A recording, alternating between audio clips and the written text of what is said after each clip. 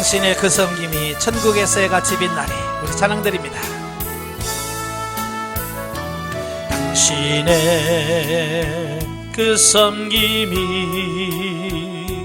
천국에서 해같이 빛나리. 당신의 그 겸손이 천국에서 해같이 빛나리.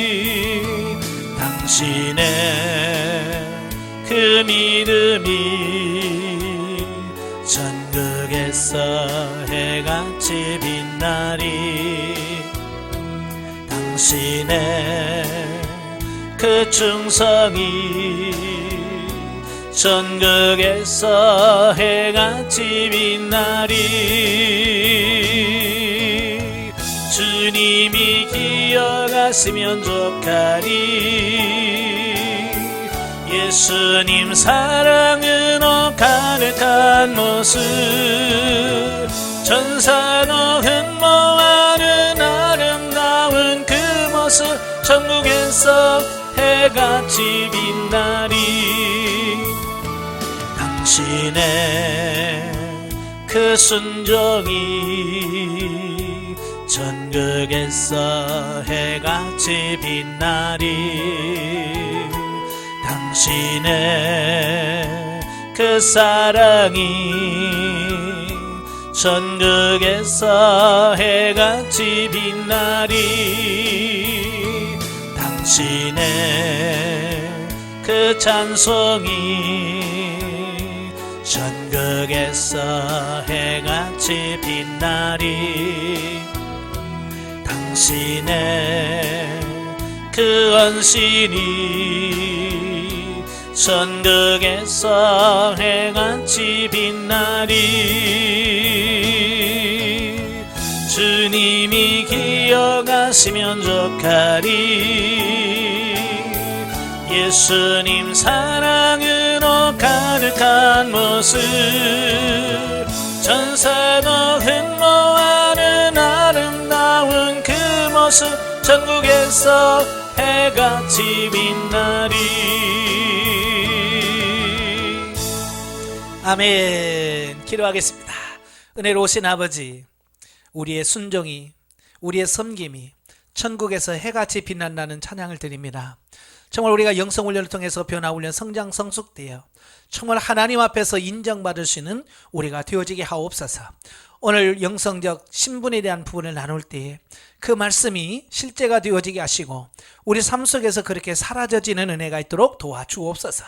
시종을 맡고며 예수님의 이름으로 감사하며 기도합나이다. 아멘. 이 시간에는 우리 특강 자료집 32페이지를 보시면 그리스도인의 영성적 신분에 대한 말씀이 나옵니다. 32페이지 보시면 사람마다 다 신분이 있죠. 신분 없는 사람 없죠. 여러분 다 신분이 있습니다. 아버지라는 신분, 또 남편이라는 신분, 또 하다못해 동주민이라는 신분, 또 대한민국 시민이라는 국민이라는 신분, 이런 신분들이 다 주어졌어요. 그래서 이 신분이라는 게 뭐냐? 개인의 사회적 지위나 자격을 의미한다. 그러죠? 그래서 삶에 있어서 이 신분은 참 중요합니다. 내가 어떤 신분을 가지고 있느냐, 그 어떤 신분이냐에 따라서 삶이 달라지는 겁니다. 그죠? 저는 이제 목사로서의 신분이 있잖아요. 목회자라는 신분이 있기 때문에 교회에서만이 아니라 밖에 나가도 나는 목사라는 신분을 가지고 있기 때문에 목사다운 삶을 살려고 조심스러운 거죠. 행동도 마음대로 못하고 조심하는 거예요. 왜? 내가 목사라는 신분을 가지고 있기 때문에 그러는 거예요. 그러니까 그 신분에 잘 맞으면, 잘 맞게 살면 사람들로부터 존경을 받는 거예요. 그죠? 제가 목사로서 교회 안에서나 밖에서나 참 모든 사람에 본이 되면 많은 사람들이 저 목사 참 존경스럽다 그래요. 근데 만약에 제가 엉망으로 살면 저게 목사라고 저거 이렇게 손가락질 받는다면, 그러니까 이 신분에 내가 얼마만큼 잘 사느냐 못 사느냐가 따라서 이렇게 평가가 달라지는 거예요. 정말 여러분들이 지금 영성훈련을 받잖아요. 영성훈련을 받아서 2년 넘게 받았는데, 바로 이제 2년 넘게 받으면서 우리가 지금까지 훈련한 모든 부분이 뭐냐, 결과적으로 이 신분에 맞는 삶을 살도록 하기 위해서 이 훈련을 받은 거예요. 마치 예를 들면 이런 거예요. 옛날 어른들은 왜 그렇게 시집에다가 목숨을 거는지 몰라요. 그러니까 딸을 키우면 항상 그러잖아요. 너 시집 가서 너 어떻게 하려고. 그러죠. 그 애기 때 뭐 4살, 5살, 뭐 6살짜리 뭐라고 해요. 막 정신 못 차리고 막 애면 너 시집 가서 나한테 어떻게 하려고 너 그러냐. 자, 그러잖아요. 또 학교 가서 공부 못하면 뭐라고 그래? 너 시집 가서 어떻게 하려고 너 공부 못해? 이제 이런다고요. 하여간 뭐든지 시집을 너 가서 어떻게 하려고 여기다가 초점을 맞춰줘 버리는 거예요. 그죠? 그러니까 난 가! 그러죠? 그래놓고 제일 먼저 간다고 그러죠? 그러니까 어찌 보면 여자의 인생은 결혼이 인생을 좌우하거든요, 사실은. 뭐 요즘에 이제 많이 사회가 달라졌어요. 사회가 달라졌지만 조금 예전에 가면 사실 여자는 어떤 남자를 만나는지 알아서 신분이 확 달라져 버려요. 그렇잖아요? 대통령 만나면 영부인이래요. 그죠? 영부인이래. 국회의원 재벌 만나면 재벌 사모님이 돼요. 선생님 학교 교사를 만나면 사모님 소리 듣고, 목사님 만나면 사모님 소리 듣고, 그렇지 못하면 그 소리 못 듣는 거예요. 누구를 만나느냐에 따라 달라지는 거예요. 오늘 저와 여러분도 마찬가지예요.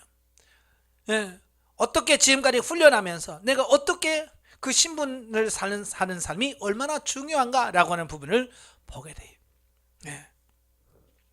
그러니까 옛날 드라마 같은 걸 보면 그렇잖아요. 같이 학교 다녔어요. 하나는 공부 잘하고 하나는 못했어요. 그래서 공부 잘하는 애가 맨날 공부 못하는 애를 무시하면서 야, 나 공부 못해가 어떻게 할래? 그런데 나중에 거기서 이 공부 못하는 사람이 회사 사장님, 사모님이 되고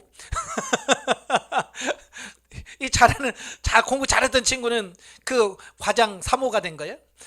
그러니까 어떻게 된 거예요? 옛날에 그렇게 무시했던 사람은 사모님이 되고 사장님의 사모님이 되고 공부 잘했다고 막 뻐겼던데 과장 부인이 되니까 사모님 하면서 이렇게 돼야 되잖아요. 자, 이런 부분은 뭐냐면 결국 그 신분의 얼마만큼 그 신분이 어떠냐가 중요하다는 것을 말씀하려고 하는 거예요. 영적인 부분도 마찬가지예요. 저와 여러분들이 왜 우리가 신앙생활을 잘했으면 잘 살아야 되는데 못 산단 말이에요. 왜 그럴까? 첫째는 신분이 뭔지를 잘 몰라요. 내 신분이 뭔지를 몰라요. 그냥 교회에서 그냥 교회 다녀, 권사 주대, 뭐 집사 주대, 뭐 그러면서 심지어는 뭐라고 그래? 나 권사 땄어. 그래. 권사가 뭐요? 딴 거야? 이제 그러니까 이 권사라는 신분이 뭔지를 모르니까 권사로서의 역할을 못 하는 거예요. 그래서 권사가 뭐 하는 사람이요? 몰라요. 그래서 권사가 뭔지도 모르면서 권사가 되니까 권사로서의 삶을 못 사는 거예요. 그러니까 교회에서도 저게 권사라고 맨날 왜 그 삶을 못 사니까 그 못 살 수밖에 없는 게 뭐냐? 권사로서 어떤 일을 해야 되며, 그죠? 권사로서 어떻게 처신을 해야 되며, 권사로서 어떻게 해야 되며 이걸 모르니까. 그러니까 교회에서 직분자를 세울 때는 반드시 뭐 해야 돼요? 가르쳐야 돼요. 권사라는 것은 이런 거다. 권사는 이런 일을 해야 되고 이렇게 행동해야 된다. 이걸 정확하게 가르쳐 주자. 권사가 그러는구나 라고 이해를 해야 그 삶을 사는 거예요. 이 영성적 신분도 마찬가지예요. 교회에서 하나님의 자녀, 하나님의 나라의 왕, 또 성전, 제사장, 신부라는 거 교회에서 설교 들어요, 안 들어요? 설교에서 하지만 그냥 지나가는 소리로 하는 거예요. 우리 나 하나님의 자녀입니다. 그렇죠? 어떻게 살아야 되는지 하는 부분, 자녀가 뭔지에 대한 정확한 부분을 이해를 안 시키는 거예요. 자, 그러니까 그런 부분에 대해서 모르니까 우리가 그렇게 살 수가 없고, 또 더 나가서 내가 그렇게 살려면 그렇게 성장해서 그 단계 가야 살지 않아요. 그죠? 자, 예를 들어서 이런 거요. 여자는 성장하면 시집을 가요. 여자는 시집을 갑니다. 그래서 여자라고 다 시집 갑니까? 여자도 여자 나름이잖아요. 여자도 1살 먹은 여자가 있고, 5살 먹은 여자가 있고, 10살 먹은 여자가 있고, 20살 먹은 여자가 있고, 30살 먹은 여자가 있고, 여자도 다 똑같은 게 아니에요. 그게 수준이 있는 거예요. 그래서 여자라고 다 시집 가는 게 아니에요. 그래서 최소한 16살, 18살 되어야 시집 간다고 그러면 그래 그러지. 5살, 6살짜리가 나 시집 갈래? 그럼 뭐라고 그래? 에라 얘 더 커야 돼 그러잖아요. 마찬가지로 영적으로 성장해야만 그 신분에 걸맞는 삶이 나오는 거예요. 그러니까 일반 교회에서 영적으로는 갓난아기인데 갓난아기에 여러분 시집 가야 됩니다. 뭐 하나님의 자녀답게 살아야 됩니다. 근데 이 감이 오냐고요. 그러니까 5살, 4살짜리에게 야 시집 가야 된다. 그러면 애들이 시집이 뭔지 알아? 깔깔깔깔 시집 가래. 깔깔깔깔. 왜? 그게 뭔지 아직 감이 안 오는 거예요. 그러니까 성도들도 여러분 하나님의 자녀답게 살아야 된다. 그러면 아이고 하나님의 자녀답게 살아야 된다는데 그러지만 정말 어떻게 살아야 되는지가 안 나오는 거예요. 왜? 어리니까. 그래서 교회에서 제일 중요한 게 뭐냐? 영적으로 성장하게 하는 거. 자라야 돼요. 자라야 그 신분에 맞게끔 사는 거예요. 두 번째로 뭐요? 자라야 되고 두 번째로 신분이 뭔지를 정확하게 알아야 내가 어떤 역할을 해야 되는지를 알아야 그 역할을 할 수 있다라고 하는 것을 보게 돼요. 자, 우리가 영성적 신분이 주어지는데요. 그 첫째가 뭐냐? 하나님의 자녀라는 신분이 있습니다. 하나님의 자녀. 이제 하나님의 자녀는 자녀란 말은 하나님이 영의 친아버지라는 개념으로 하나님이 우리의 아버지고 우리는 그의 자녀라는 것을 인식하는 겁니다. 아, 하나님이 정말 내 영의 아버지구나, 친아버지구나, 이게 느껴져야 돼. 예. 우리 자녀들도 보면 육신의 아버지하고 친한 자녀가 있고 안 친한 자녀들이 있죠. 그지? 예, 관계가 안 좋은 자녀들이 있습니다. 그래서 아버지라고 그래도 나는 아버지라고 안 해. 나는 아버지라고 인정 안 해. 뭐 이런 사람도 있고 나는 아버지가 없어. 그래서 아버지가 살아계신데도 불구하고 왜냐면 관계가 안 좋으니까 그렇단 말이에요. 그지?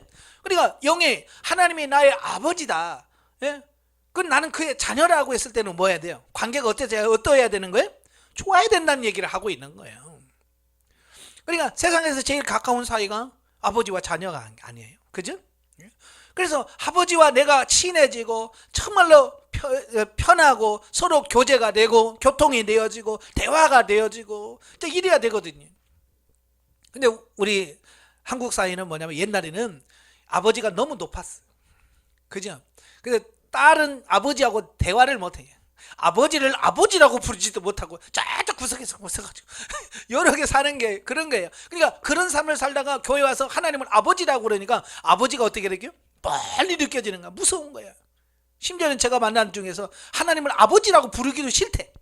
왜냐 그랬더니 자기가 친정에서 아버지한테 맨날 맞고 어릴 때부터 친정 아버지한테 그렇게 구사리만 맞고 막 그래가지고 아버지 소리만 들으면요 막 그게 싫어진대. 그래서 뭐 하나님도 아버지라고 부르기 싫대.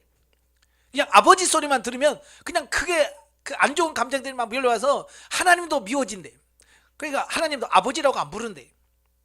예, 관계라는 게 중요한 거거든요.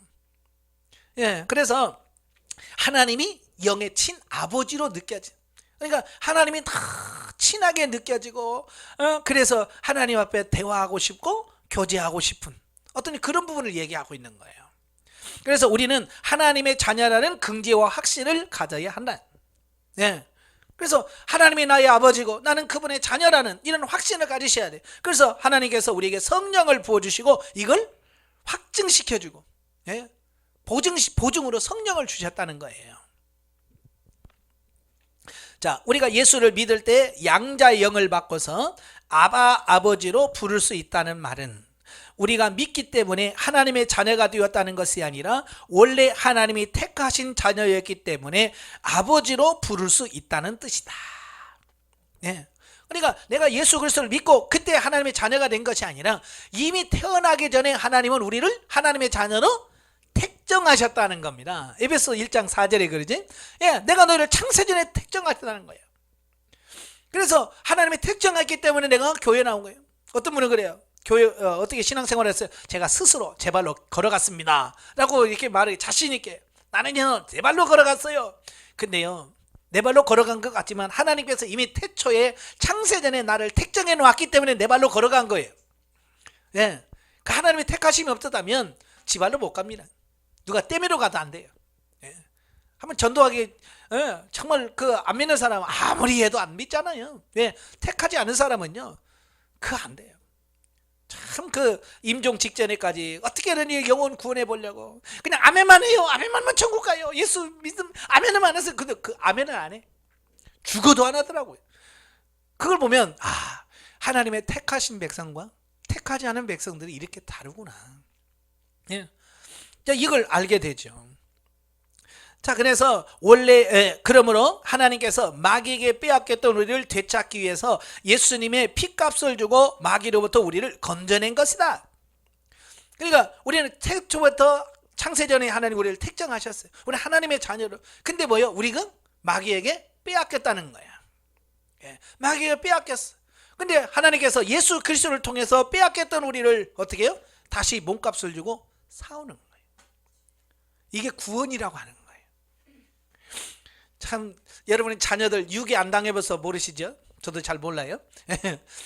예, 부모가 자녀를 잃어버렸어요. 얼마나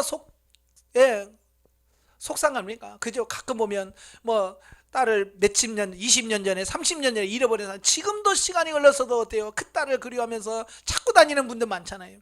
예, 그게 부정이고 모정이고 그렇거든요. 예, 그래서 다른 유괴범들이 내가 네 딸 가지고 있을 때 데리고 있다, 돈 얼마 내라, 그러면 어떻게 해요? 어떻게든 내 딸 구하기 위해서 어떻게 해요? 그걸 준비하는 거예요. 왜? 사랑하기 때문에. 그게 하나님이 나를 얼마나 사랑하시는지, 하나님의 독생자 외아들을 주셨다는 말은 십자가 못 박혀 죽이면서까지 우리를 사랑하신 그 하나님, 그 하나님의 자녀가 됐다고 하는 그 긍지와 확신을 가지고 살아야 됩니다. 자, 그래서 이 자녀라는 부분에서 가장 중요한 건 뭐냐면 아버지와 영적인 교제를 얼마나 깊이 나누느냐, 이게 차이예요. 그래서 자녀의 신분이 잘 된다는 말은 하나님과 교제가 잘 된다는 얘기예요. 아버지, 어떻게 하면 좋을까요? 이래라 저래라. 그래서 이 대화가 잘 되는 거, 이게 자녀의 신분이 잘 되는 거예요. 예, 어때요? 여러분 잘 돼요? 하나님을 묻고 응답받는 게 잘 돼요, 안 돼요? 예? 이게 잘 돼야 자녀의 신분이 잘 되는 거예요. 자, 그래서 우리가 자녀의 신분이 잘 된다는 것은 하나님 앞에 나가서 묻고 하나님의 응답을 받고, 이게 하나님과 이게 잘 된다는 그런 얘기가 됩니다. 그래서 자녀 신분을 위해서 기도하셔야 돼요. 하나님, 자녀 신분이 잘 되게 해주세요. 그래서 하나님과 이게 잘 되게 해주세요. 예? 많은 분들은 이게 안 돼. 그래서 그 의붓 아버지처럼 목사님 나 좀 기도해 주세요. 아니 본인이 하지. 그러면 뭐라 그래? 아이, 내 기도는 안 들어요 하나님이. 하나님 목사님 좋아하잖아요. 목사님 불러주세요. 이런단 말이에요. 이게 뭐냐면 자녀의 신분이 안 되니까 하나님께 나가서 이게 기도가 안 되는 거예요. 아시겠죠? 성장해도 마찬가지예요. 성장해도 하나님과 관계가 안 좋으면요, 이게 하나님께 나가진 않는 거예요. 어떤 분은 뭐 50, 60이 돼도 자기 아버지하고 이야기하는 게 안 된대. 평소에 관계가 안 좋으니까 그런 거예요. 그러니까 여러분도 늘 하나님과 관계가 좋아져서 하나님의 아버지 어떻게 할까요? 그러면 주님께서 말씀하시고 이런 교제가 충분히 이루어져야 돼요. 아시겠죠? 그래서 이 깊이 있는 교제를 나눌 수 있는 그런 삶이 되셔야 돼요. 예. 부모들은요, 자식들에게 바라는 게 뭐예요? 뭐 돈 많이 주고 물론 좋죠. 그보다 제일 중요한 게 뭐겠어요? 교제하는 겁니다. 자주 전화해서 아빠 어떻게 잘 지내세요? 뭐 어떻게 편하세요? 이거 하는 거, 이게 좋은 거잖아요. 그죠? 기분 좋아요, 안 좋아요? 전화 오면? 근데 맨날 돈 달라고 하는 자녀들 오면, 예? 안 좋지요? 그렇지만 기본적으로 뭐요? 예, 전화하고 이러면 좋아요. 하나님이 우리 아버지시거든요. 내가 아버지하고 주님 앞에 나가면 하나님은 좋아하신단 말이에요. 그게 교제가 잘 이루어져야 돼. 그래서 내가 하나님의 자녀가 된다는 것은 하나님과 좋은 교제를 나누는 삶이 된다. 예. 아시겠죠? 자, 두 번째는 왕의 신분입니다. 왕의 신분. 여러분, 왕 되기 싫은 사람 손 들어봐요. 왕 되면 나 왕 되기 싫어, 나 그럴 사람 있어요? 없죠. 다 왕 되고 싶겠죠. 자, 근데 여기서 왕이 된다라고 하는 것은 과연 뭘까? 자, 로마서 5장 7절에 보면 예수 그리스도 안에서 왕노릇 한다라고 말씀하고 있어요. 예, 왕노릇 한다. 예, 왕이라는 말만 들어도 기분이 좋지요. 예, 그래서 보통 우리가 왕이 된다고 하는 말은, 예? 내 맘대로 되라 뭐 이런 식으로 이해를 합니다만은 그건 세속적인 왕에 대한 개념이고요. 성경에서 말하는 왕은 뭘까? 성경에서 말하는 왕의 의미는 뭘까? 이걸 아셔야 돼요. 자, 여기서 왕이라고 하는 것은 첫째, 진리로 자기를 다스린다. 왕의 신분이라는 것은 진리로 자기를 다스리는 겁니다. 여기서 자기라고 하는 게 뭘까요? 여기서 말하는 자기라고 하는 말은 내 안에서 나오는 모든 걸 말합니다.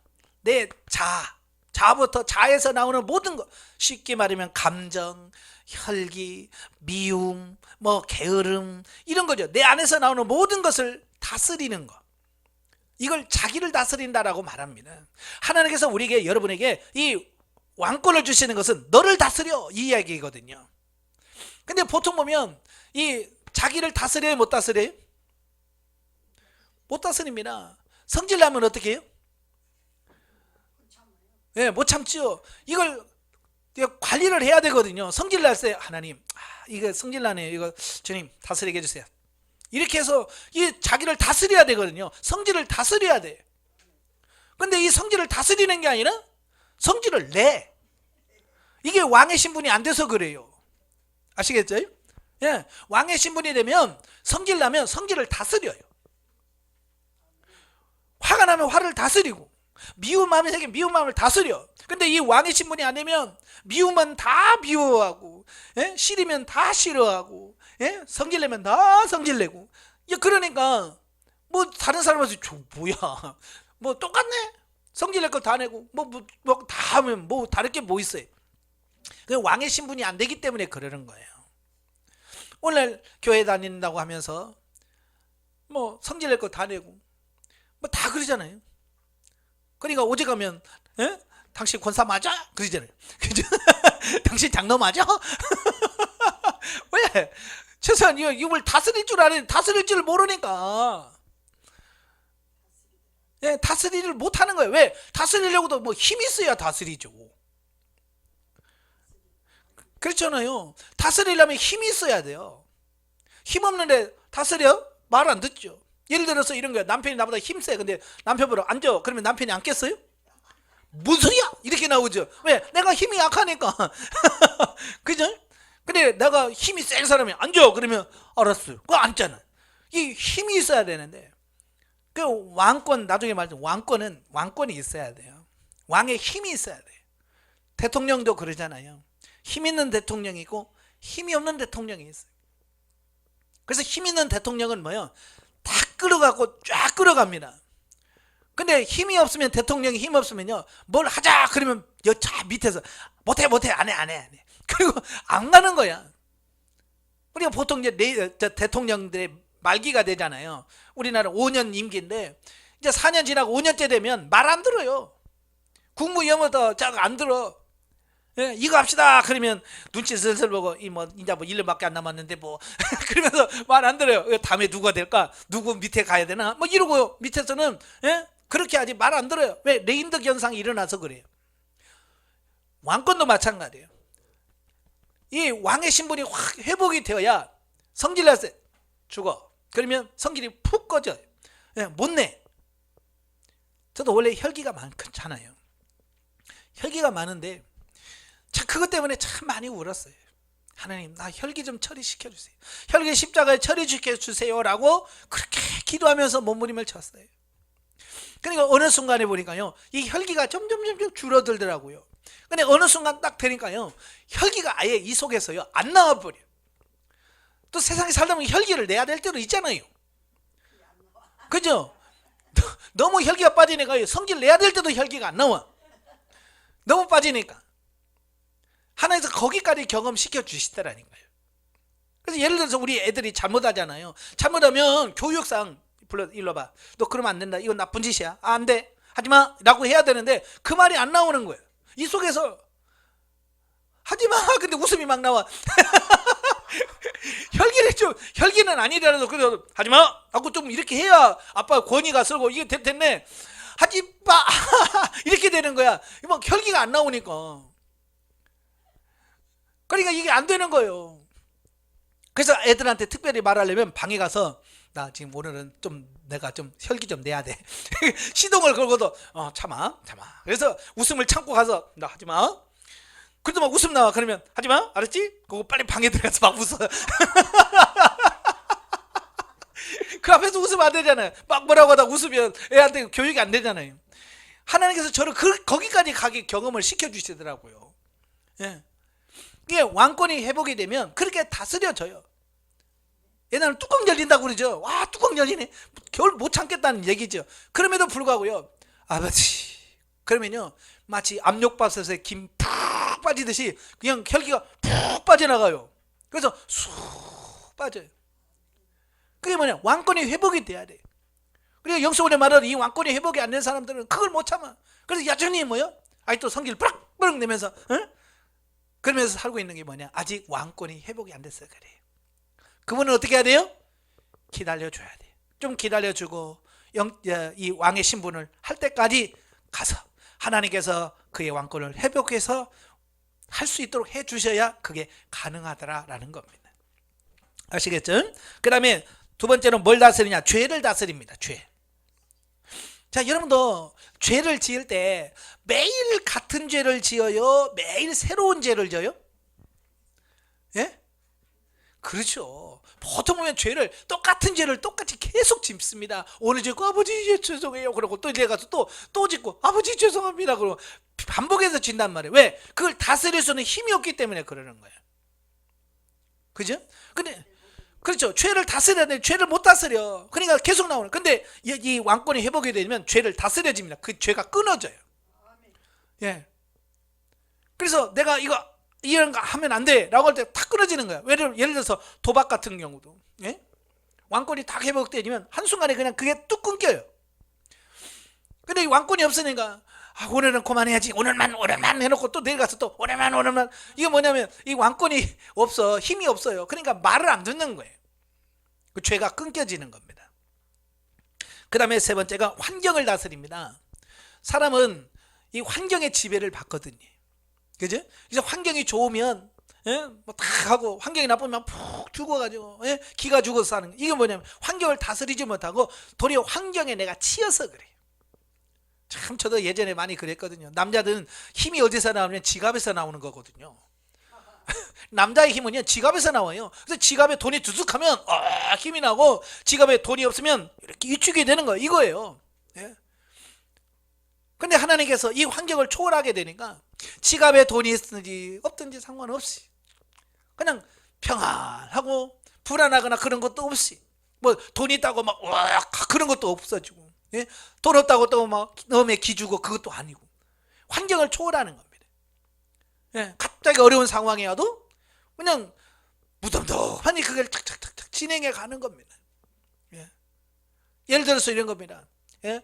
갑자기 교통사고 나서 막 자녀가 다쳤어요. 그러면 보통 엄마들은 어떻게 해요?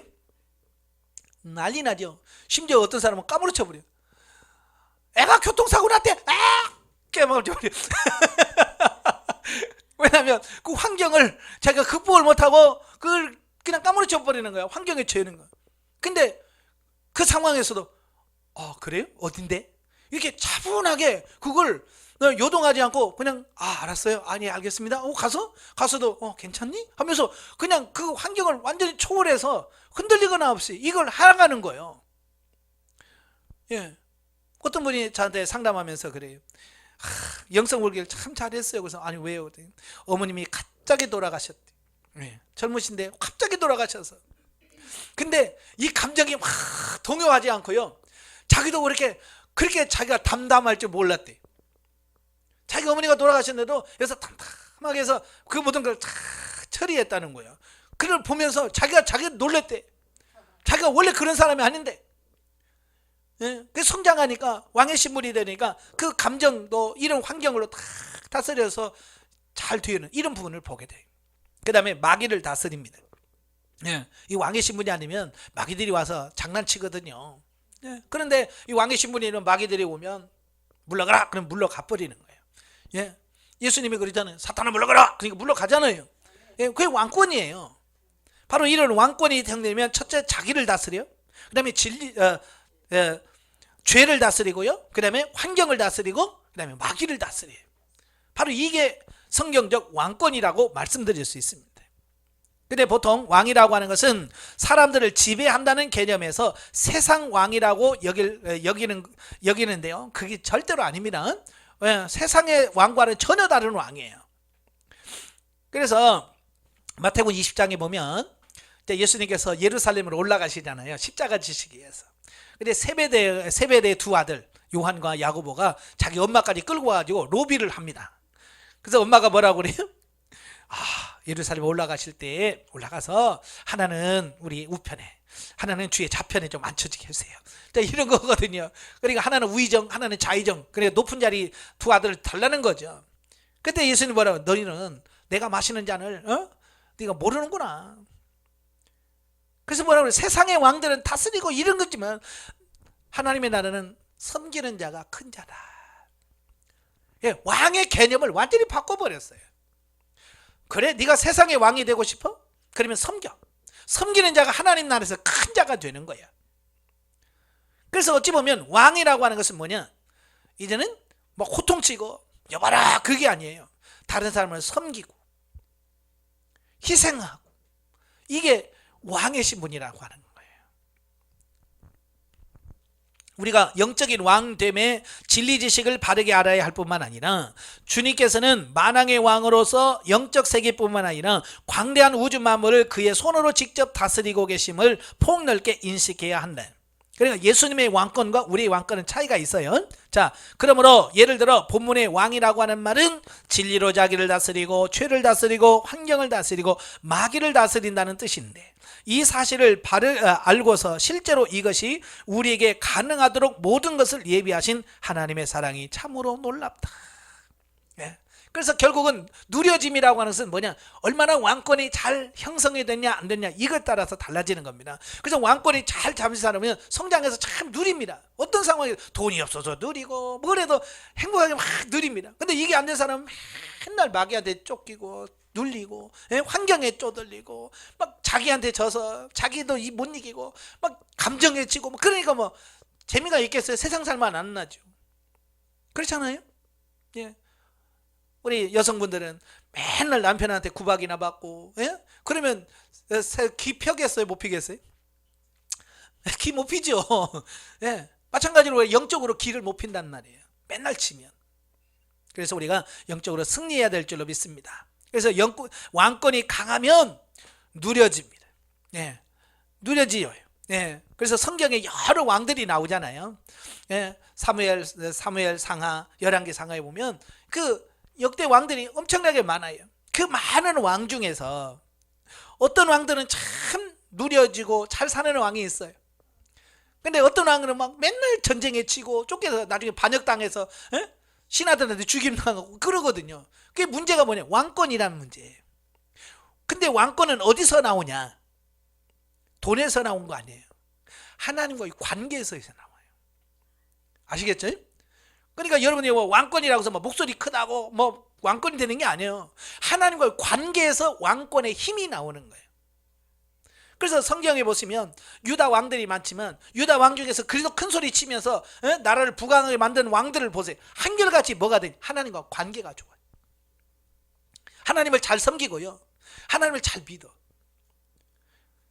근데 나라에서 전쟁에서 지고 나라 빼앗기고 다른 나라 조공바치는 왕들을 보세요. 한결같이 뭐예요? 하나님 떠나서 바알 섬기고 아세라 섬기고 우상 섬기고 그런 사람들은요 한결같이 뭐예요? 나라가 어려워져요. 이건 뭘 의미하느냐? 하나님과의 관계가 중요하다. 이걸 우리에게 가르쳐 주는 겁니다. 그러니까 이 왕권은 어디서 나오냐? 하나님과의 관계에서 나온다는 거야. 관계. 아시겠죠? 그래서 뭐예요? 하나님과 끊임없는 교제, 기도, 이게 중요한 겁니다. 이 관계가 좋아야 돼요. 하나님과의. 보통 보면 그러잖아요. 이 세상 정권에서도 그렇잖아요. 세상 정권에서도 대통령과 관계가 가까이 있는 사람들은 그래도 어디 가서 힘쓰죠. 그죠? 멀리 있는 사람이 힘씁니까? 여러분 대통령 문 대통령 가지고 어디 가서 나 아는 사람이야? 그럴 수 있어요? 뭔데? 그러잖아요. 왜? 뭘 알아요? 모르죠. 멀리 있으니까. 그러나 식구라든지, 그죠? 이런 사람들은 나 대통령 식구야 라고 하면 그래도 조금 그래도 힘은 발휘하잖아요. 이게 뭐 관계란 말이에요. 그 관계가 내가 하나님과 가까우면 그만큼 뭐요? 힘이 세지는 거예요. 힘이 세지면 나를 다스리고 죄를 다스리고 마귀를 다스리는데 그만큼 힘을 쓸 수 있다는 얘기예요. 그러니까 하나님과 관계는 결국 기도로서 가까워질 수 있다는 얘기예요. 아시겠죠? 자, 그 다음에 세 번째가 성전입니다. 성전인데 그리스도인의 주된 신분이라고 그랬어요. 주된 신분. 왜 주된 신분이라고 하느냐? 이 신분, 성전이 되어야 다른 신분도 되어진다, 그 얘기예요. 이게 성전이 안 되면 자녀도 안 되고 왕권도 안 되고 다른 것도 다 안 돼. 그러니까 가장 기본적이고 가장 중요한 신분이 성전이라는 신분이다라고 하는 부분이에요. 그래서 넓게는 성도들 전체, 좁게는 우리 한 사람 한 사람의 영혼 몸이 성전이다라고 이렇게 봅니다. 그래서 영혼 몸 전체가 하나님이 내주내재하실 수 있는 거룩한 성전으로 건축되어져야 한다라고 성경에서는 우리에게 말씀해주고 있습니다. 자, 성전 제도의 개혁이 나오죠. 그래서 예수님 십자가 사건으로 구약 성전 제도는 어떻게 해요? 무너진 거예요. 눈에 보이는 성전에서 우리 몸이 하나님의 성전으로 개념이 바뀌어지는 겁니다. 예. 그래서 신약시대에 와서는 예수님께서는 손으로 만든 성소에 들어가지 아니하시고 오직 참 하늘에 들어가시죠. 그래서 자세히 살펴보면 우리 목회 연장에서 성전이라는 말을 많이 사용하는데 이는 예배당을 성전이라고 일컫는 말이다. 보통 그러죠. 어디가 성전에 교회 건축하면서 성전 건축 뭐 이런 말을 쓰잖아요. 그 성전에 대한 부분을 잘 몰라서 그래요. 의미를 몰라서. 자, 본래 성전은 출애굽 당시부터 시작되었는데요. 광야를 지날 동안 천막으로 지은 장막 성전이 있고요. 솔로몬이 7년 동안 건축한 솔로몬 성전이 있고요. 또 여기 14년이라고 되어 있지만 20년에 걸쳐서 건축한 스룹바벨 성전이 있고요. 또 46년 동안 지은 헤롯 성전이 있습니다. 자, 이렇게 성전이 많아요. 근데 이런 모든 것은 눈에 보이는 가시적인 성전에 불과한 거예요. 그리고 히브리서에 보면 뭐라고 되어 있어요? 이것은 하나의 모형이요? 그림자라. 예표다. 그게 전부가 아니로. 예. 그래서 예수님의 십자가 사건을 통해서 이 제도가 개혁된다라고 히브리서 9장 9절에서 말씀하고 있고, 특별히 요한복음 2장 19절부터 21절에 보면 이 성전을 헐라 내가 사흘 만에 다시 일으키겠다. 근데 뭐라고 그랬어요? 이는 자기 육체를 가리켜 하심이라 그러잖아요. 예수님 말하는 성전은 눈에 보이는 성전이 아니에요. 근데 유대인들은 성전을 헐라 내가 사흘 만에 짓겠다 그러니까 전부 다 뭐라고 그랬어요? 야, 이 성전이 46년 동안 지은 거야. 근데 네가 어떻게 3일 만에 져? 모르니까, 이 성전의 개념을 모르니까 역시 눈에 보이는 성전만 생각하는 거예요. 오늘 많은 성도들이 신앙생활을 하면서 뭐만 보여요? 눈에 보이는 요것만 본 거예요. 근데 예수님 뭐라고 했어요? 자기 육체를 가리켜 하신 말씀이래. 그래서 자기가 십자가에 못 박혀 죽으시고 무덤에 사흘 만에 들어가셨다가 어때요? 다시 부활하심으로 그가 완전히 성전 자체가 되어지는 이런 부분을 말씀하신 거예요. 그러니까 성전의 개념을 이해하셔야 돼요.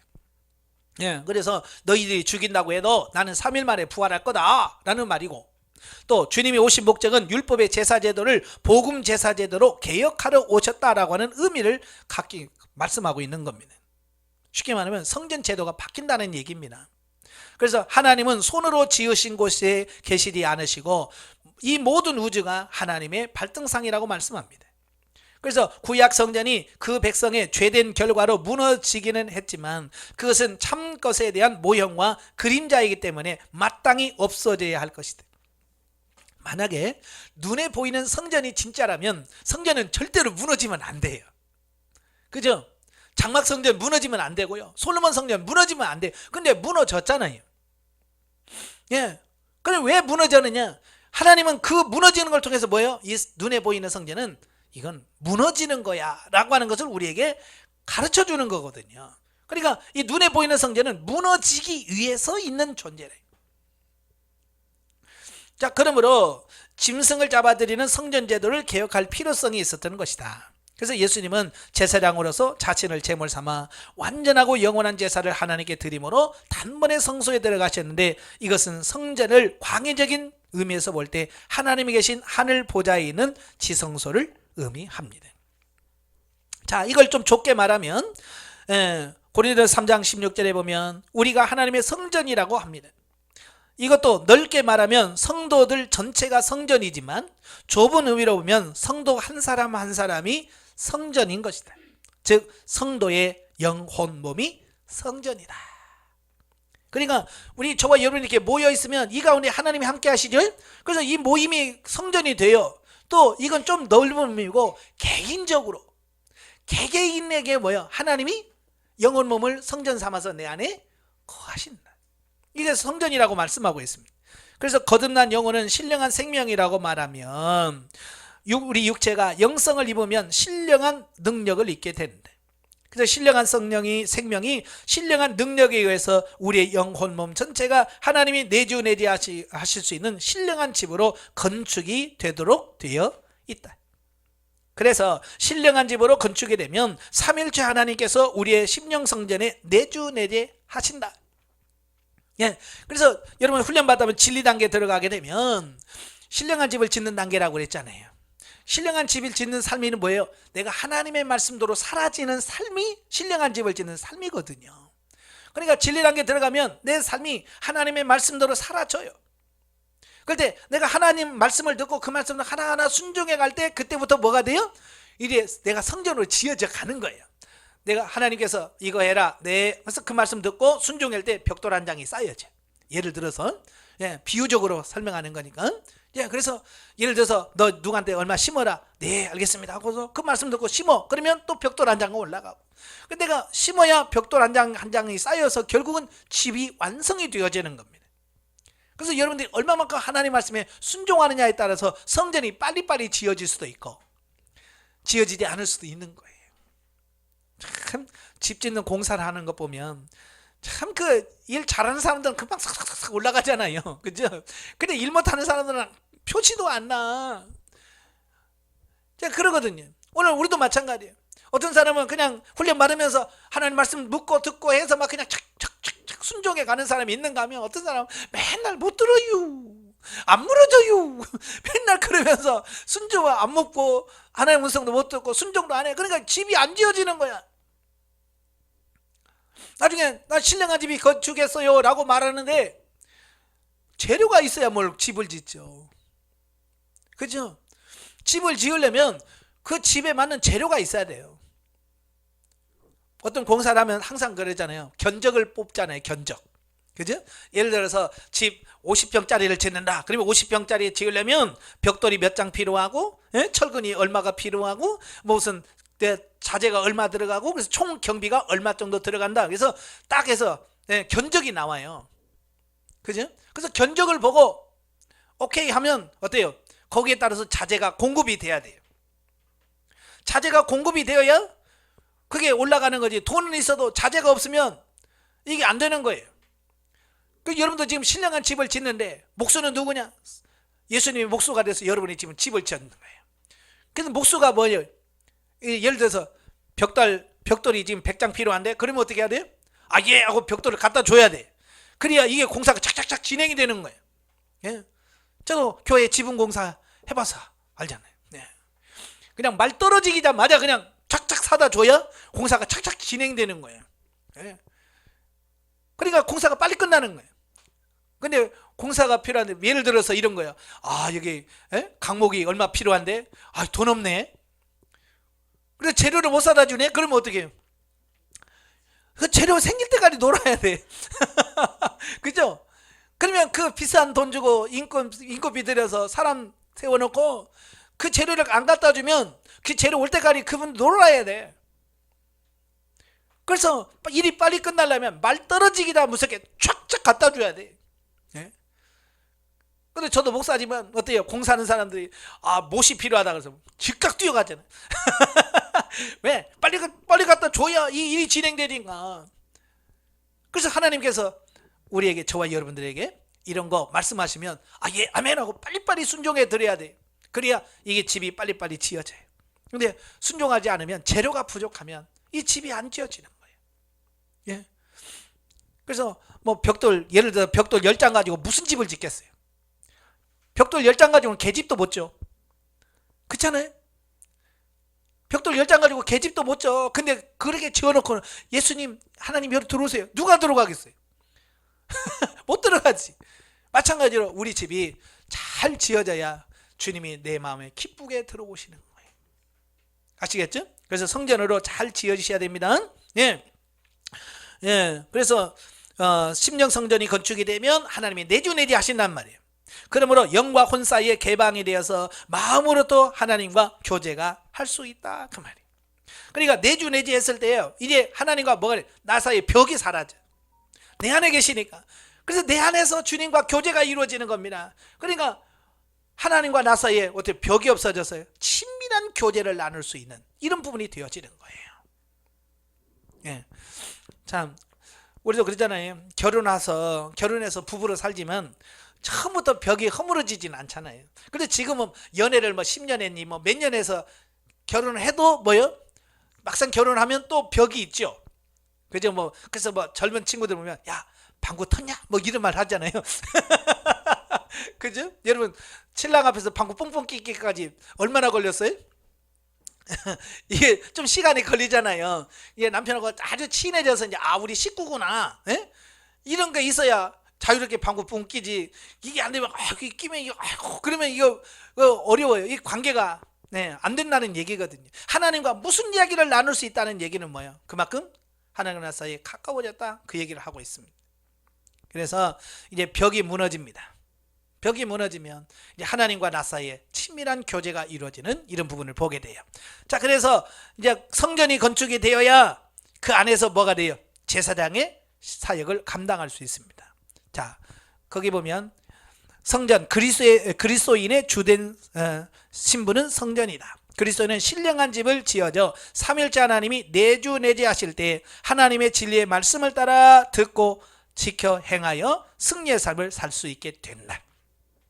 그래서 이미 이제 신령한 집이 건축이 됐으니까요, 이제 그 안에서 얼마만큼 하나님과 친밀한 교제가 있고 주님이 내 안에서 떠나지 않도록. 그래서 한번 임하시는 하나님은 내 안에서 떠나지 않는다고 말씀했습니다. 근데 중요한 것은 고린도서 3장 16절 6장 19절에 보면 이 성전을 더럽히는 자는 내가 반드시 멸하리라 그랬어요. 그러니까 한번 하나님이 내 안에 들어왔다고 해서 이제 다 돼서 그게 아니란 말이에요. 내 안에 들어오신 그분이 여기 안에서 정말 자유롭게 사역하시고 활동할 수 있도록 그분께 내 자신을 거룩하게 하고 정결케 하는 그 삶이 중요하다는 얘기입니다. 예. 자, 그 다음에 네 번째가 제사장이에요. 자, 넓은 의미에서 성전의 개념에서 현세천국을 성소에 해당된다고 할 수 있죠. 그래서 성도는 모두 제사장입니다. 그래서 저와 여러분 다 누구예요? 제사장이에요. 그래서 우리가 신령한 제사를 드릴 수 있는 존재로 바꾸어서 온몸을 하나님이 기쁘게 받으실 거룩한 제물로 바쳐야 됩니다. 그래서 예수님의 신분을 보면 좀 더 쉽게 이해할 수 있는데요, 그 예수님은 성자예요. 하나님의 아들이시고 또 만왕의 왕이셨고 친히 성전이셨고 대제사장입니다. 그리고 그분은 우리의 신랑입니다. 그러나 우리는 어때요? 다르죠. 우리는 하나님의 친아들이 아니라 우리 양자로 명했고, 예수님은 만왕의 왕이지만 그냥 우리는 하나님의 나라의 왕이고, 예수님은 성전이시고 우리도 성전이고, 예수님은 대제사장이지만 우리는 제사장이고, 예수님은 신랑이지만 우리는 그의 신부고. 자, 이렇게 약간의 차이는 있습니다. 자, 그래서 거기 뭐 1번 예수님께서는 자기 자신을 어린 양 제물로 단번에 영원한 제사를 드렸다. 이 말은 우리도 우리 자신을 하나님 앞에 산제사로 드리는 삶을 살아야 한다는 뜻이다. 그래서 우리가 내가 제사장의 삶을 산다는 얘기는 뭐냐면 내 자신을 하나님께 내어드리는 헌신의 삶을 의미합니다. 그래서 이 산제사의 의미는 우리도 예수님처럼 십자가에 달려 죽으라는 얘기가 아니라 오늘날 우리가 행하는 모든 삶을 마음과 뜻과 정성을 다함으로 하나님이 받으실 제물을 삼아 바쳐야 할 것을 말하고 있습니다. 그러니까 내 자아가 죽어지고 정말 주님을 위해서 헌신하는 이런 삶을 말하는 겁니다. 여러분, 제사장 신분이 안 되면요, 뭐가 안 되냐면 내가 하나님 말씀에 순종이 안 돼요. 자기 자신이 죽어지질 않아. 그래서 내가 이 제사장의 신분이 되어지면 하나님의 말씀대로 온전히 헌신할 수 있는 이런 부분이 생기는 겁니다. 많은 분들이 그래요. 목사님, 아는데요. 안 돼요. 안 사라져요. 안 움직여져요. 그런 말을 많이 하거든요. 예. 그래서 기도 좀 하세요. 그럼 뭐라 그래요? 알아요. 기도해야 한다는 거 아는데요. 얘가 기도가 안 돼요. 왜냐? 이 제사장 신분이 안 되면 이렇게 알지만 머리로 아는데 이게 삶에서 실천이 안 돼요. 희생이 안 돼요. 헌신이 안 돼. 그래서 이 제사장의 신분이 회복이 되어야 돼. 예수님이 이 완전한 대제사장이니까요. 어때요? 십자가에 못 박혀 죽으라. 여러분 쉬워요, 어려워요? 진짜 어렵잖아요. 근데도 예수님은 어때요? 제사장의 신분이 되니까 알겠습니다. 그래서 십자가에 친히 못을 박아 죽임을 당하시잖아요. 만약에 지금 여러분에게 여러분 십자가에 못 박혀 죽으려고 하면 여러분 어떻게 하겠어요? 난리 법석 떨 겁니다. 왜 이놈아 나를 죽이려고 그래 이놈아 그러면서 나를 죽이고 네가 살 것 같으냐 그러면서 우리는 발악을 할 거예요. 왜? 내가 안 죽어서 그래. 이게 죽어야 돼. 그래서 주님이 야 너 죽어야 되는데 그러면 왜 죽어야 되는데요? 왜 안 돼요? 그러면 안 돼. 이건 제사장이 안 됐다는 얘기예요. 주님이 너 죽어야 되는데 아멘 죽지요 뭐. 주님이 원하신다면 죽어야죠 라고 해서 스스로 죽음의 자리까지 가야 돼. 예수님 보세요. 잡으러 오잖아요. 누구 찾냐? 나사렛 예수 찾는 나다 그러잖아요. 우리 같으면 어떻게 해요? 나 아닌데 죄인데 그죠? 내가 저기서 본 것 같은데 얼른 도망갈 거 아니에요. 근데 예수님은요 나다 그리고 자신 있게 가요. 그리고 빌라도가 재판할 때 예수님이 나 무죄다 내 죄 있냐? 따졌으면 빌라도가 그렇지 않아도 예수님 한마디도 안 해도 내가 원래 죄가 없는데 그래서 풀어주려고 하잖아요. 근데 예수님은 아무 말씀도 안 하셔. 왜? 죽어야 되니까. 자, 이 제사장이 되어야 돼. 제사장이 되면 이렇게 아무 말 없이 가는 거예요. 억울해도 억울하다고 표현하지 않는 거예요. 근데 우리는 어때요? 여러분 억울하면 잠이 와요 안 와요? 억울하면 잠 못 자. 왜? 제사장 신분이 안 되니까. 예수님은 얼마나 억울할까요? 죄도 없는데 막 죄 졌다고 그러지. 하지도 않은 말을 했다고 거짓증에 세우고 막 하잖아요. 정말 우리는 말하면 속 터지죠. 불나죠. 근데 예수님은 야 내가 불난다 그랬어요? 아무 말씀도 안 하셔. 그냥 가만히 있어요. 뺨을 때리고 침을 뱉어도 가만히 있어요. 왜? 그는 자아가 죽어진 분이에요. 자아가 죽어진 분이에요. 그 제사장은 뭐예요? 완전히 죽는 거예요. 그러니까 순종이 되는 겁니다.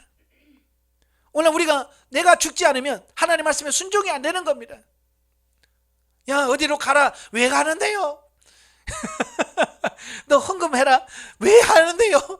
왜? 이 제사장이 안 되니까 맨날 하나님 앞에 대들어. 예. 따지는 거야. 왜? 내가 안 죽어서 그래. 제사장은 죽는 겁니다. 산제물로 자기를 드리는 거예요. 예수님처럼 나를 죽이는 겁니다. 근데 여러분 죽였어요? 여러분 죽었나요? 얘가? 죽어가고 있는데 언제 죽어 이거? 이게 죽었나 싶으면 또 살아나고 됐나 싶으면 또 난다요 그러고 이어서 참 이게 자아가 죽는다는 게 쉽지 않아요. 완전히 죽어야 돼. 저도 마찬가지예요.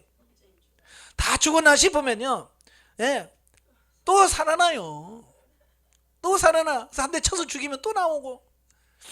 참 여기 보면 그 공원이라든지 두더지 있잖아요. 이렇게 망치로 때리면 들어가는 거 있잖아요.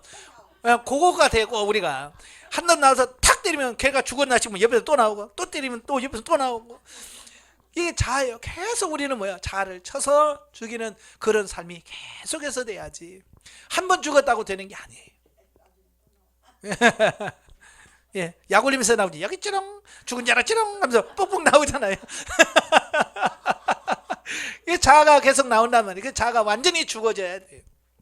그래야 제사장으로서의 사역을 감당할 수 있는 거예요. 아시겠죠? 그 다음에 두 번째로 예수님께서는 자신과 제자들과 오고 오는 모든 세대의 성도들을 위해 중보기도 하셨다. 예.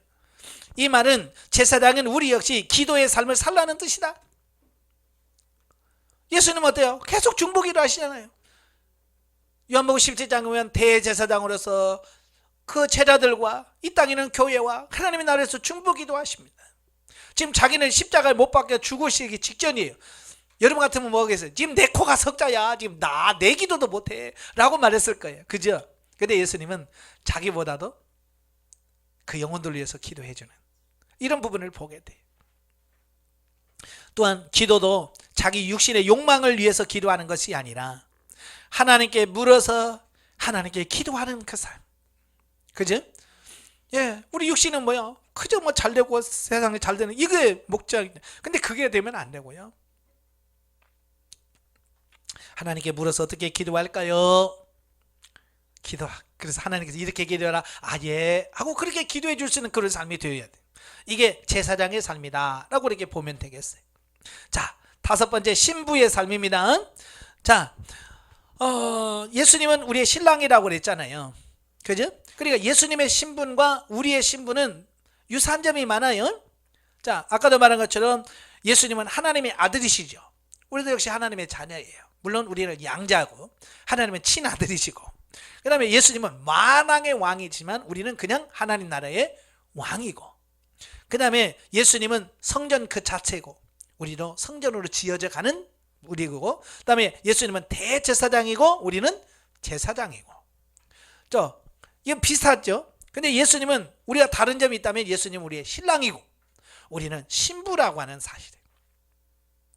자, 여기서 중요한 것은 뭐냐? 자, 우리가 예수님의 신부라고 하는 얘기는 뭘 말하냐면 우리의 삶이 예수님을 닮아가는 삶이어야 된다, 이걸 말씀해 주고 있는 겁니다. 참 요즘 젊은 여성분들하고는 좀 대화가 좀 안 되는 부분이 이런 부분이거든요. 예? 예전에는요, 예전 여성분들은 시집을 가서 결혼하면 남편을 따라서 모든 걸 했어요. 그죠? 심지어 먹는 식성도 남편이 짜게 먹으면 짜게 해주고, 싱겁게 하면 저절로 싱겁게 가고, 다 남편 위주로 맞춰줬어요. 근데 요즘은 이 남편 위주가 아니죠. 그러니까 이 신부라고 하는 이 부분을 설명하기가 이 젊은 사람에게는 어려운 거예요. 이게 이해가 안 되는 거예요. 왜 맞춰요? 남편에게 맞춰야 된다고 왜 맞추는데요? 이러니까 이해가 안 돼버리는 거예요. 그래서 갈수록 영성 훈련하면서 어떻게 해야 되나. 신랑과 신부를 비유하면, 그러니까 50, 60 넘어가시면 다 이해가 돼. 그죠? 근데 이제 30대, 40대는 이게 이해가 안 됩니다. 나중에 이제 지금 20대가 되면 그분들은 그럴 거예요. 이건 성차별입니다. 그럴 거야 아마. 이렇게 설명을 하면.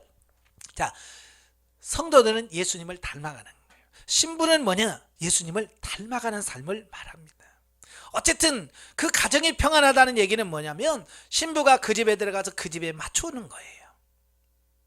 그 집의 문화를 맞추고 그 집의 음식법을 또 예절을 다 바꾸고. 사실 신랑 신부는 살아온 삶이 다르잖아요. 환경이 다르고 전혀 다른 집에서 살았기 때문에 둘이 만나면 다를 수밖에 없는 거죠. 그죠? 우리는 세상에서 살았기 때문에 하나님 나라가 주님과 뭐 맞겠어요? 이게 레벨이나 맞겠어요? 사고 가치관이 맞겠어요? 다 틀리죠.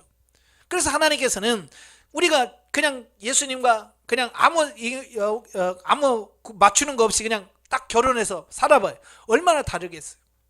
그래서 하나님은 이 땅에 살면서 하나씩 바뀌어서 주님과 맞추는 거예요.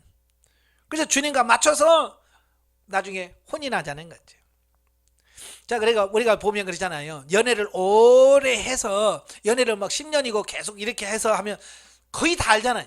성격 다 알고 뭘 좋아하는지 알고, 그렇게 해서 결혼하면 싸울 일이 별로 없죠. 그래서 싸울 일은 있어요.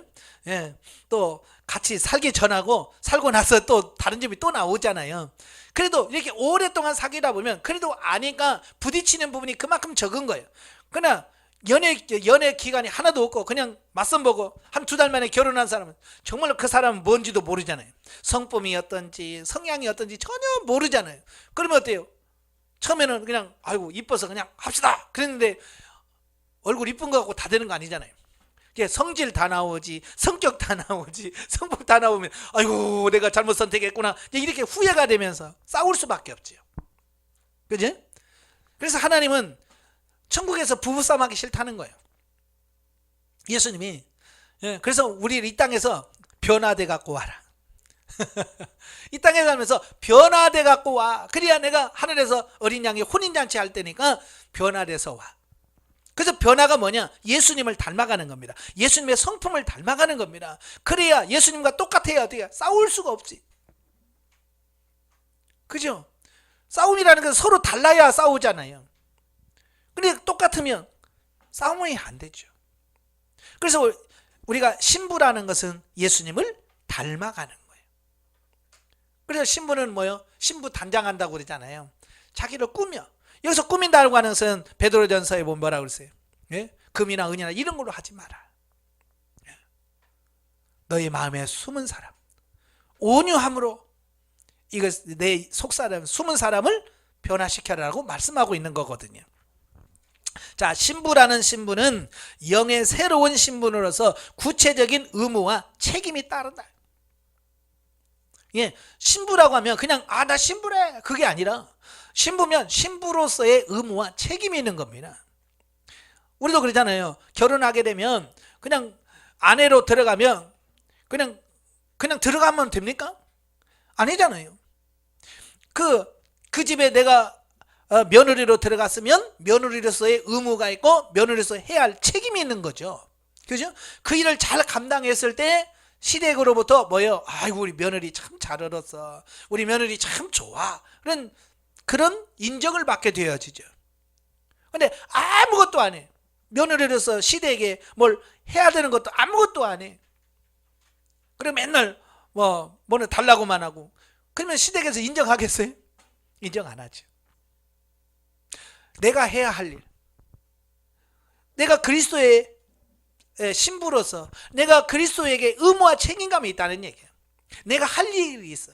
그래서 그 할 일을 잘 해가는 것이 우리가 할 일이다 그 말입니다. 자, 그래서 하나님께서는 자기 백성에게 영혼의 영성, 육체의 영성을 입혀주시는 가운데 가장 고상하고 아름다운 인격으로 다듬어서 하나님의 자녀로서는 하나님의 마음에 드는 자녀로 성장시키고 또 영적인 신분인 왕으로서는 평범하게 진리로 자기를 다스릴 수 있도록 또 신령한 집으로 건축되게 하시는데 이것은 영적으로 상당한 수준에 이르러야 가능한 것이다. 그래서 자, 이런 신분들이 주어지는데 이 신분은 뭐냐? 어느 정도 성장해야 이게 가능하다 그 말이에요. 예, 우리도 그렇잖아요. 사람도 그러잖아요. 어느 정도 성장해야 사람 노릇을 하지요. 막 태어나면 사람 아닙니까?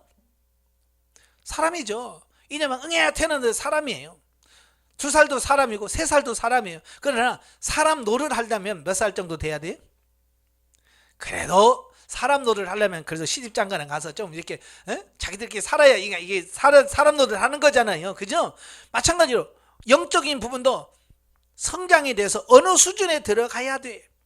그래서 여러분들이 영성 훈련 받고 2년이 좀 넘어야 2년 넘어야 이제 뭐요? 생명 단계 들어가고 내주내지하고 생명 100%가 되어야 그때 신분 상담을 하는 거야. 그때 그 전에는 뭐요? 몇 다시 몇입니다. 영이 성장해 몇 다시입니다. 사람으로 말하면 몇 살 정도입니다. 이렇게 성장하죠. 그러면 생명 100%가 딱 된 다음부터는 그때부터 이제 자녀의 신분이 몇 프로고요. 왕의 신분이 지금 몇 프로고요. 예? 성전이 몇 프로 살고 있고요. 왜 지금 안 사라질 줄 아세요? 지금 이 신분이 이렇게밖에 안 되니까. 이렇게 못 살 수밖에 없습니다. 그래서 빨리 이 신분이 100% 되도록 위해서 기도하시면서 열심히 기도하시며 달려가세요. 그래서 성장하면 할수록 느려지는 겁니다. 결혼해서 그러잖아요. 결혼 몇 년 차에 따라서 느려지고 이게 사는 게 달라지잖아요. 그죠?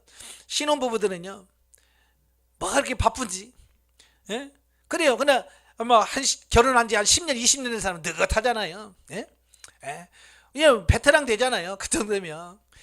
마찬가지로 영적인 삶도 느려지는 것도 오래 해서 깊이 들어가면 이제 여유롭고 모든 걸 잘 처리할 수 있는 부분이 되어집니다. 이래 이제 이제 하신 분들은 거기서 또 적응하느라고 또 바쁘죠.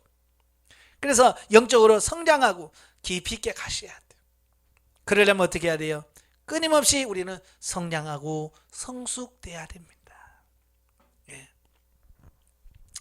자, 결론을 맺겠습니다. 자, 우리가 그리스도인의 신분으로서 그 신분을 바르게 알고 5가지 신분에 맞도록 변화 훈련을 받고 성장 장성하게 되면 처녀가 아닌 아내로서의 행복감이 다른 것처럼 하나님의 성전으로서의 행복감이 달라지는 것이다.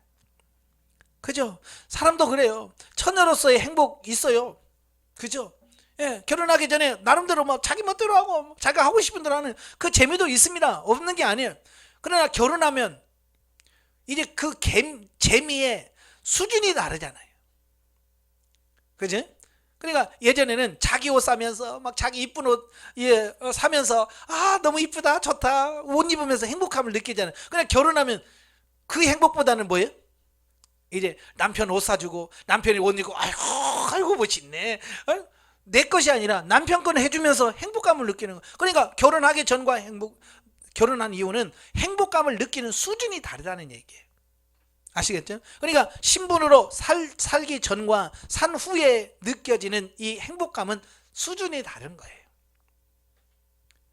근데 그걸 이해를 못하면 이제 젊은 사람들이 뭐 그게 행복이야, 뭐 남편 옷 입은 게 그게 뭐 남편이나 좋지 뭐 내가 무슨 행복이야 라고 생각할 수 있어요. 근데 결혼해서 정말 남편을 내가 멋지게 옷 사 입어가지고 다 이쁘게 잘 입고 있는 그 모습 보면 어때요? 행복해요? 안 예뻐요? 안 행복해요? 아직도 안 행복해요? 행복하잖아요. 아내에게 내가 멋진 옷을 선물 주면 다 이쁘고 이쁘다 그럴 때 느끼는 행복. 예, 이건 다른 거예요. 예. 그래서 우리가 성장하면 그게 다른 거예요. 또 성전으로서의 행복감, 성전으로 내가 그 삶을 살면서 누리는 행복감, 또 내가 제사장으로서 왕으로서 어떤 누려지는 이 부분이 다 다르다는 거예요. 아시겠지? 그러니까 사람도 그랬잖아요. 1살짜리 행복감은 뭘까요? 그냥 전 많이 먹고 배부르면 누워서 배냇짓 한다고 그러잖아요. 배부르면 막 웃으면서 자면서 막 웃잖아요. 그게 행복이라고. 얘는 그게 행복인 거야 그냥. 그래, 어른들은 그게 행복일까요? 배만 부른다고 행복일까요? 아니잖아요. 배만 불러가고 되는 게 아니야. 다른 여러 부분이 또 있는 거예요. 그 행복감도 그 수준에 따라서 다 다르다는 거예요. 그래서 성장해야 돼요. 자, 그리스도의 신분은 결코 막연한 것이 아니다. 자, 이게 뭐냐면 우리가 이 5가지 신분에 대해서 말씀했는데 바로 이것은 그냥 막연한 게 아니에요. 그냥 삶인 거예요. 여러분도 그러잖아요. 아내라는 신분이 막연해요? 지금 뭐 30년 40년 사는 아내라는 신분이 막연한 게 아니잖아요. 아내라고 하는 것은 이런 거야 라고 이제 남편에게 밥 해주고 이렇게 하면서 그 행복을 느끼는 자기로서의 얼굴을 느끼잖아요. 남편으로서 이제. 그러나 어때요? 이제는 손주 나니까 또 행복감이 또 차원이 다르잖아요. 그죠? 옛날에는 내가 맛있는 거 해먹고 내가 들어가면 이쁜데 이제는 손자 손녀들이 와가지고 맛있어요 맛있어요 하면 그렇게 행복해. 내 입으로 안 들어가도 그 손자 손녀들이 먹는 거 보면서 그 행복하잖아요. 그러니까 할아버지 할머니들 행복은 뭐예요? 어떻게 하면 돈 모았다가 손자 손녀들 오면 맛있는 거 해주고 용돈 주고 그러면서 막 행복한 거야. 왜냐면 행복의 수준이 달라진 거예요. 성장을 하면 그렇게 달라지는 거예요. 그러니까 할아버지라는 신분이 그냥 막연한 게 아니잖아요. 할머니라는 신분이 막연한 게 아닌 거예요. 그 손자 손녀들에게 막 이뻐해 주면서 맛있는 거 해주면서 그 먹는 거 보면서 행복해하고 뭐 음정 박자 안 맞고 막 뭘 해도 막 춤도 막 엉망으로 춰도 너무 잘한다고 막 해주고 바로 그게 행복이잖아요. 이게 막연한 거예요. 그러니까 아직 할아버지가 안 된 사람은 할아버지가 행복하다는 걸 모르는 거예요. 손녀들 오면 좋아. 근데 손녀를 안 낳아본 사람은 글쎄 낳아야지. 그러니까 경험해보지 않으면 그 맛을 모르는 거예요. 그러니까 이런 5가지 신분을 쭉 얘기를 해도 이걸 살아본 사람 맞아. 그렇잖아요. 그러니까 손자 손녀들 있는 그 노인동에 가면 전부 다 핸드폰 꺼내가지고 우리 손녀 봐봐 이쁘지. 그럼 맨날 손자 손녀 자랑만 하는 데잖아. 그러니까 손자 손녀 없는 사람은 열받아서 안 간대. 왜? 맨날 손녀들에게 아이고 그게 무슨 자랑이라고. 근데 그러다가도 어때요? 손녀 생기면 또 가서 봐봐 우리 손녀 봐봐 이런단 말이에요. 네, 그때 가서 공감대가 형성이 되어지는 것처럼 바로 이 영성적 신분도 그 삶을 사라지지 않는 그 사람들에게 이 신분을 얘기하면 그게 중요하다고 생각하지 않아요. 그게 그렇게 좋은 거라고 생각을 안 하는 겁니다. 그러나 그분들이 성장해서 그 단계 가면 그분이 말하던 그게 이거구나. 이 행복이 정말 그 행복보다 훨씬 낫구나. 그 행복감을 맛보게 되어지는 거예요.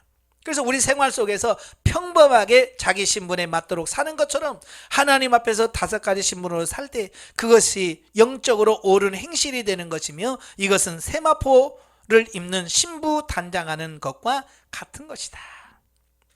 그렇게 살면서 내 자신이 변화되고 그래서 내 영혼이 아름답게 꾸며지는 겁니다.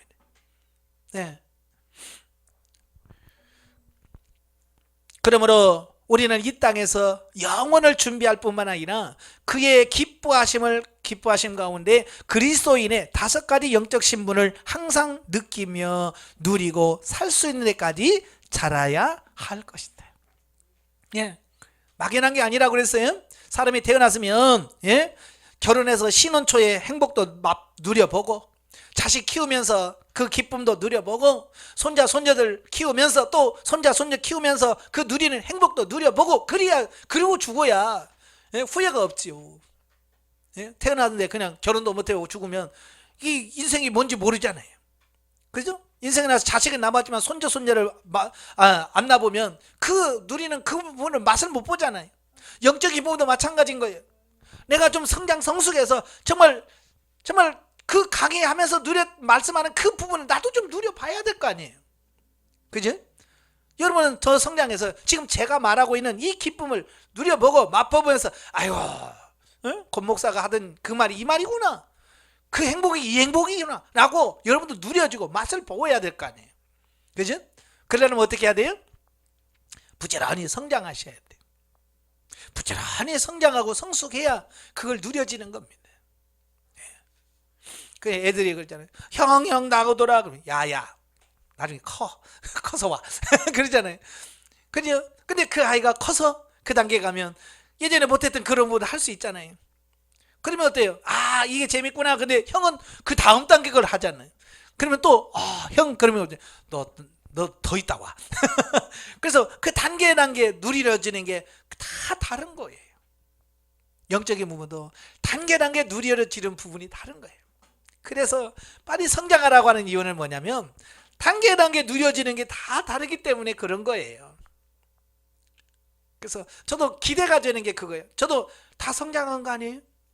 저도 지금 계속해서 성장해 가고 있습니다. 그리스도의 장성한 분량에까지 가려고 저도 지금 계속 열심히 가고 있는 중인 거예요. 그래서 저도 새벽마다 기도하고 틈나면 기도하고 말씀 보고 하면서 주님 나도 예수님은 더 닮기를 원합니다. 내가 하나님의 자녀로서 하나님과 원만하게 교통하며 살기를 원합니다. 하나님 왕으로서 나를 다스리고 죄를 다스리고 환경을 다스리고 마귀를 다스려서 살기를 원합니다. 하나님 성전으로서 내가 하나님이 거하시는 성전으로서 온전히 내가 완성이 돼서 주님이 내 안에 들어와셔서 내와 영적인 동행하는 교제하는 이런 삶이 이루어지기를 원합니다. 기도하고 또 제사장으로서 내가 성별된 삶, 구별된 삶과 하나님을 위하여 내가 내 몸을 희생하며 헌신하는 삶이 나올 수 있기를 원합니다. 그 다음에 신부로서 영적으로 정결하고 깨끗하게 예수님을 닮아감으로써 정말 그리스도의 신부로서 모든 걸 갖춰가는 그런 삶이 되기를 원합니다 라고 늘 기도하는 거예요. 저는 오늘 새벽에도 기도하면서 이 기도했습니다. 매일 새벽에 기도하면서 마지막에 마칠 때 하나님 오늘 또 이 5가지 신분에 걸맞는 삶이 되기를 원합니다. 자녀로서 하나님과 영적인 깊은 교제를 나누고 주님과 내가 하나 되는 역사가 있기를 원합니다. 하나님 왕으로서 오늘도 나를 다스리게 해주세요. 내가 오늘도 성질나는 일이 있었는데 그 성질을 다스리게 해주시고 오늘도 누구를 만날 터인데 그 만남 속에서 하나님 육신의 감정대로 행하지 않게 하시고 하나님 오늘도 성전으로서 주님이 내 안에 거하고 내가 어디를 가든지 주님이 나와 동행하시고 그 동행하심 속에서 하나님의 역사가 나를 통해서 이루어지게 해주세요. 하나님 제사장으로서 오늘도 주님께서 내게 말씀하실 때 그 말씀대로 100% 순종할 수 있는 삶이 되기를 원합니다. 하나님 그리스도의 신부로서 오늘도 예수님을 닮아가기를 원하고 내 삶이 거룩해지기를 원합니다. 오늘 아침에도 이걸 기도했어요. 매일 기도하셔야 돼요. 이건 죽을 때까지 이 신분은 변화되지 않아요. 아시겠죠? 예, 죽을 때까지 이 신분은 변함이 없습니다. 그래서 죽을 때까지 계속해서 마지막 숨 거둘 때까지 하나님 이 신분에 맞는 삶을 내가 살 수 있게 해주세요라고 기도하셔야 되고, 그렇게 사라지는 역사가 여러분 가운데 임해야 돼요. 또 저녁에 잠자기 전에 하나님 오늘 내가 자녀로서 잘 살았나요? 오늘 내가 왕으로서 잘 살았나요? 못 산 부분이 있다면 하나님 요거 안 되네요. 하나님 이분도 다스릴 수 있도록 하나님 왕권을 회복시켜 주세요라고 기도하시면서 하나하나 점검해가는 이게 필요한 거예요. 아시겠죠? 아무 생각 없이 살면 변화가 없습니다. 이렇게 늘 놓고 기도하면서 해야 어떤 문제를 실수하더라도 내가 이걸 놓쳤구나, 내가 왕의 신분이 안 돼서 아직도 이 성질머리 못 버렸네 하면서 내 자신을 쳐서 하나님 이걸 다스리게 해주세요라고 기도하면서 살아야 내가 변화가 되는 거예요. 아시겠죠? 자, 이렇게 5가지 신분에 대한 부분을 말씀을 드렸는데요, 꾸준히 이 신분에 걸맞는 삶이 나오도록 기도하시면서 승리하시기를 바랍니다. 기도하겠습니다. 은혜로우신 아버지, 우리가 예수 그리스도를 믿으면 이 신분이 바뀌어지는데, 이 신분적인 걸맞는 삶이 되려면 우리가 성장 성숙해야 된다라고 말씀하고 있습니다. 우리가 훈련을 통해서 더 성장 성숙해서 정말 오늘 말씀하는 이 5가지 신분에 걸맞는 삶이 나올 수 있도록 우리 하나님 축복해 주시옵소서. 예수님의 이름으로 감사하며 기도합나이다. 아멘. 하나님께 영광드립니다.